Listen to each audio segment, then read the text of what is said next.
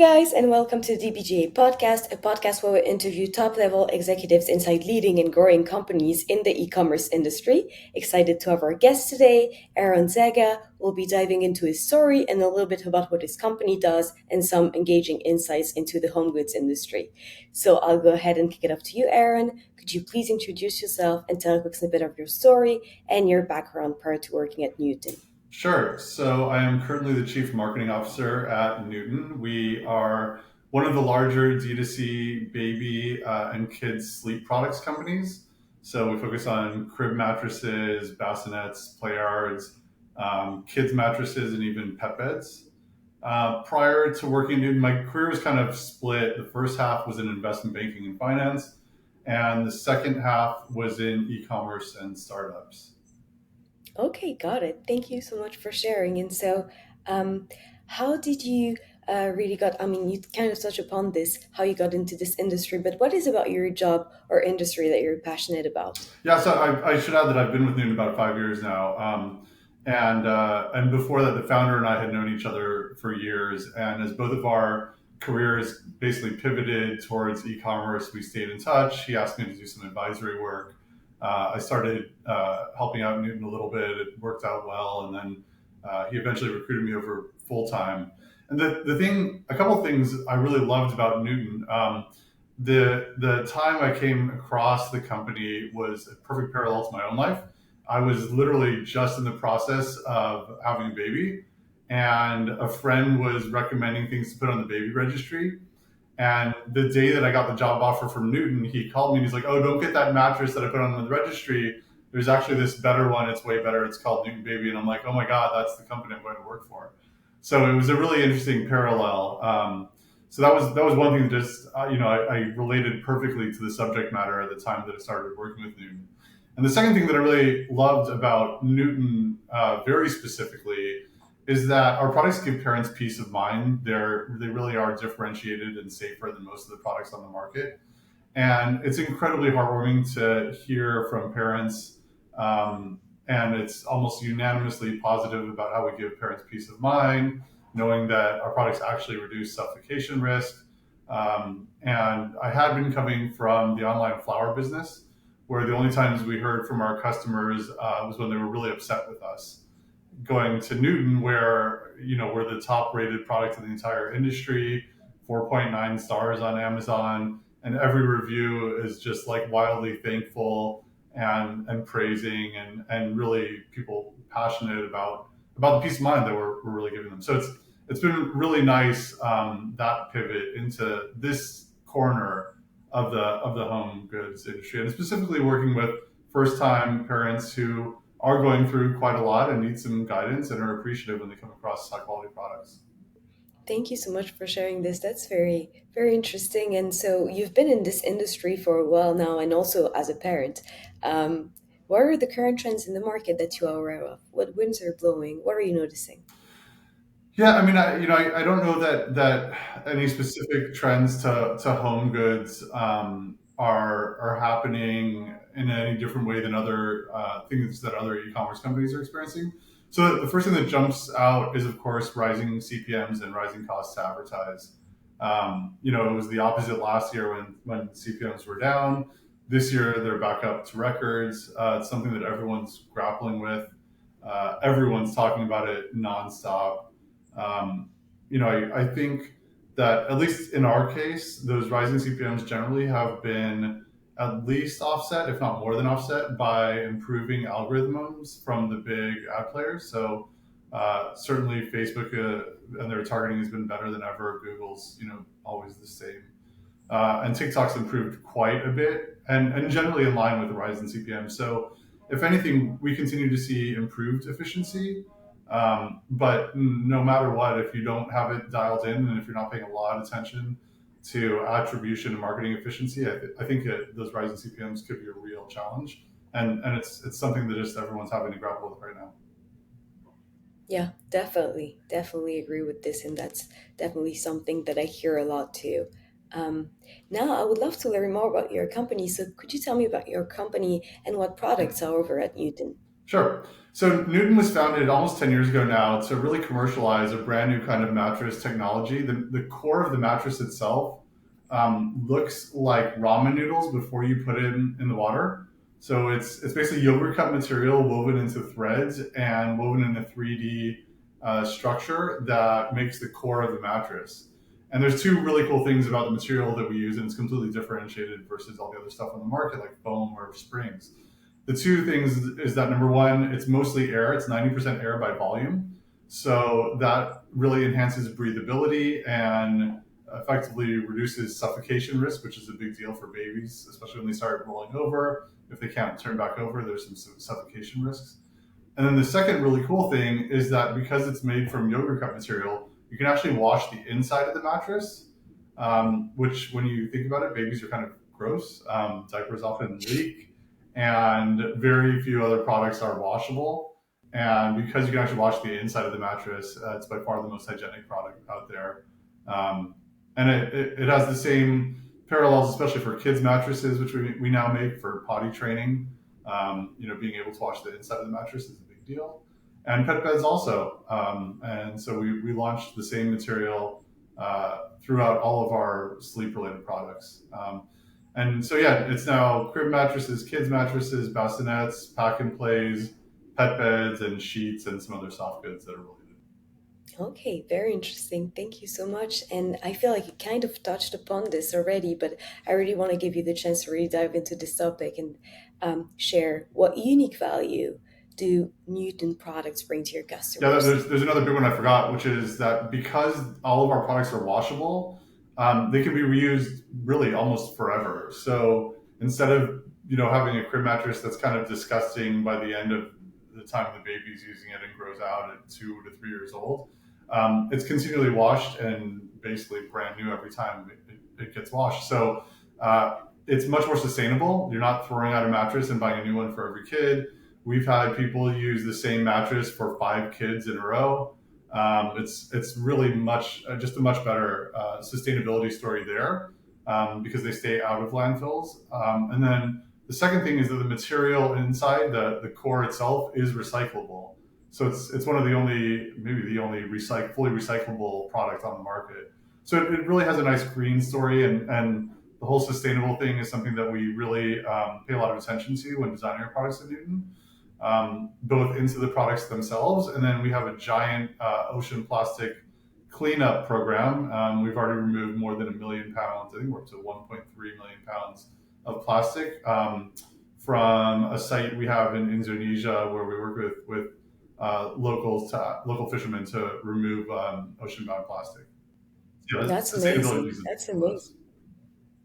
Yeah, that's great. And yeah, so you're doing a lot of things, and I guess there's a lot of product development that goes behind because when you're providing products for kids, there's a lot of regulations around that, and especially parents are super concerned about providing the best for their kids. So, what are some of the challenges of being the CMO at Newton? What do the day-to-day challenges look like for you? Yeah, so I mean, it's a good point. I do interact quite a bit, and was for a while directly running product development at Newton, and it's super regulated. Not all of the products, but almost all of them, and the regulations are constantly changing. So it's been quite a roller coaster. Fortunately, all of our products have been fine, but there are competitors in the industry who literally almost overnight had their products banned by regulatory changes. We were about to roll out a new product that I think we may be pulling back on now because of some of the pending regulations that are being discussed. So it's something that we pay a ton of attention to. We sit on a lot of the industry boards. But yeah, the one thing that we've worked really hard on and have been fortunate so far with is how we haven't faced any product recalls, just because we do tend to be super conservative with respect to regulatory things. And it seems like there's constantly recalls going on in baby and kids products. So that's just another aspect that we are constantly paying attention to. Yeah, for sure. I mean, regulatory, that's true. I didn't even think about this, but you have laws evolving and changing the industry. So you have to adapt constantly. And um, within this environment that is changing, what do you think is the type of mindset that is needed to be a successful CMO? Yeah, I mean, I think certainly, obviously, flexibility comes to mind, but more specifically, I think, especially given that we're a D2C ecom first brand, um, there's blessings and curses embedded in that part of the market. But one of the beautiful things, and one of the things that really speaks to my background, is the measurability of everything. Just about everything you do online and a lot of what you do offline can be measured. And given my background in finance and statistics and super quantitative side of the world, I think having a really good grasp on the numbers and very specifically on statistics and statistical significance are really key to being a successful CMO. And I would say just as important is the creative side. And whether you're an artist yourself at heart or just a super creative person and have a great team you can rely on to ideate and come up with new fresh things. The beauty and challenge of some of the platforms, TikTok especially, is that they're just voracious with respect to their creative appetite. And you constantly have to churn out new creatives. They say many a week at this point in time.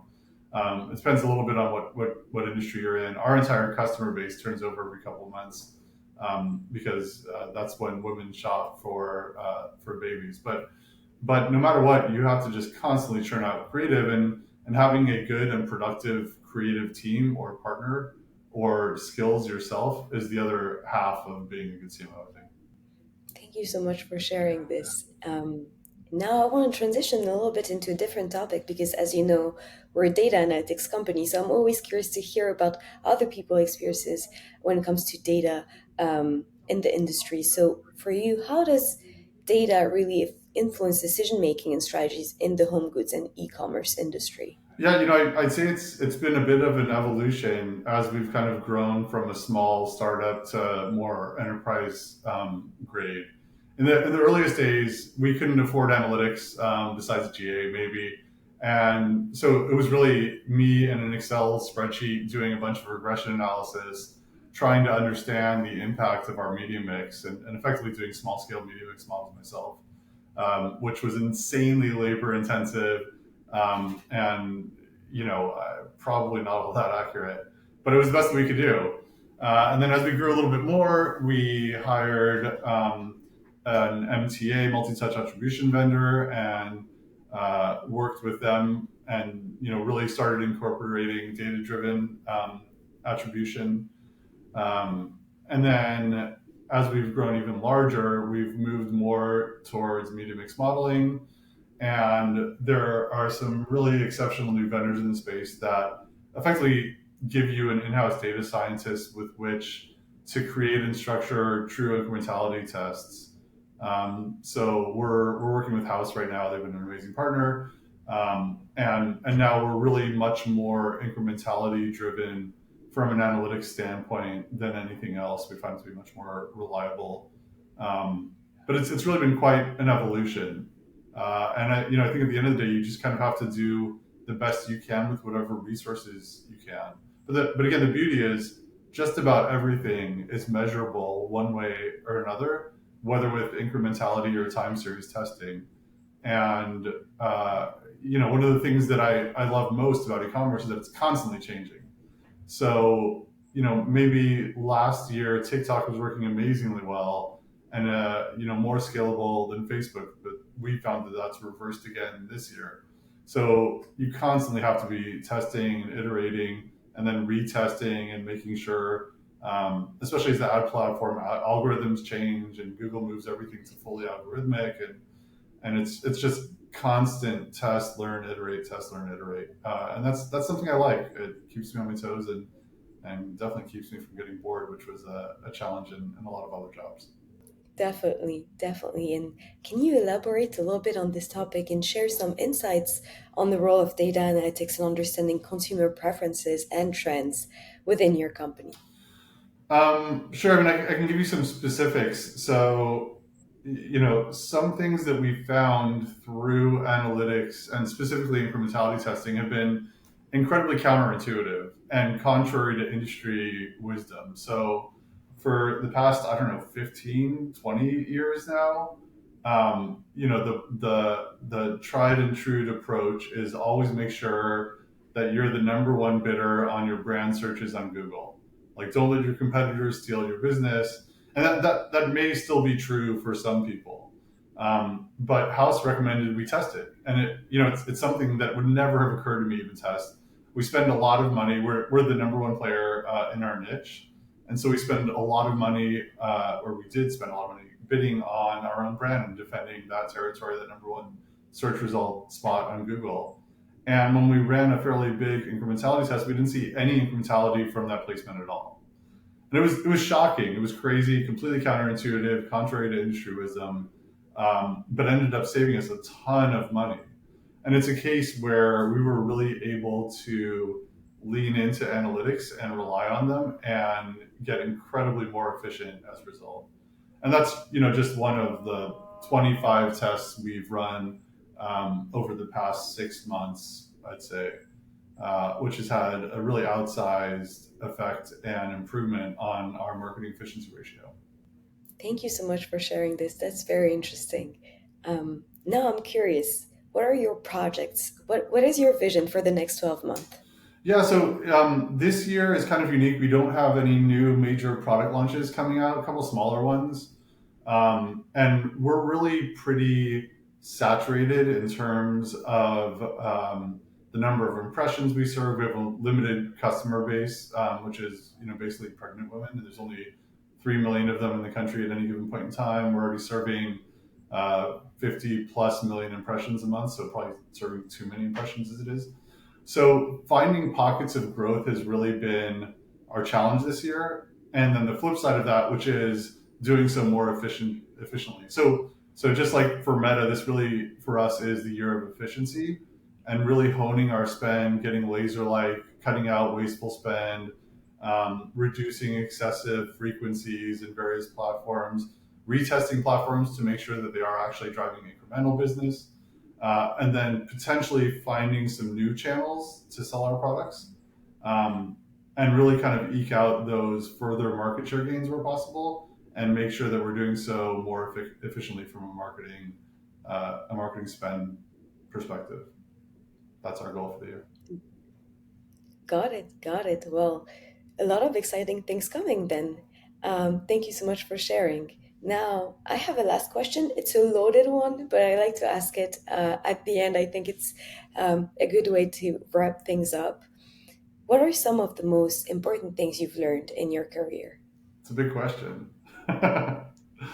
Important things. So I think there's a couple. Number one, networking is super impossible. Super impossible. Super important.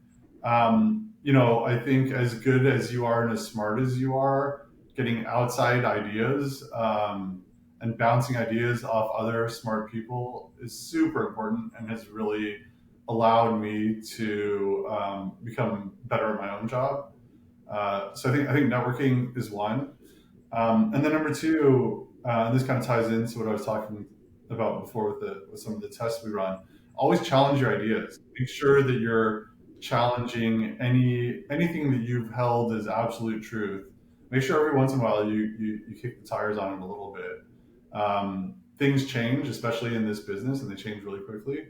So making sure that you're open to new ideas, even contrary ideas, whether they come from something a competitor is doing on Pinterest or whether they come from a junior person on your team. Make sure that you're actually listening and thinking it through, and to the extent it's even remotely plausible, give it a shot and test it.